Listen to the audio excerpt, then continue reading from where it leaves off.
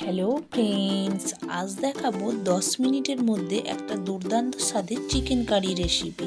এখানে আমি সমস্ত মশলা নিয়ে নিয়েছি, আদা, টমেটো, পেঁয়াজ, রসুন পেস্ট, তার সাথে ধনে গুঁড়ো, হলুদ গুঁড়ো, লঙ্কা গুঁড়ো, জিরে গুঁড়ো আর টমেটো কুচি একটা গোটা, তার সাথে একটু 2 চামচের মতো সর্ষের তেল ও চিকেন দিয়ে ভালো করে ম্যারিনেট করে 1 ঘন্টা রেখে দেবো। তারপর আমি কুকারের মধ্যে 2 চামচের মতো সর্ষের তেল দিয়েছি, তার মধ্যে ম্যারিনেট করা চিকেনটা দিয়ে দিলাম, নুন দিয়ে দিলাম পরিমাণ মতো, আলু দিয়ে দিলাম, ক্যাপসিকাম দিয়ে দিলাম।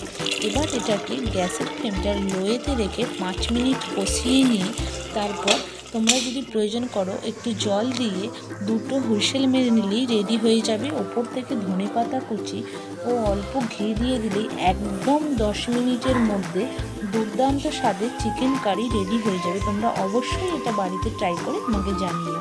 বাই।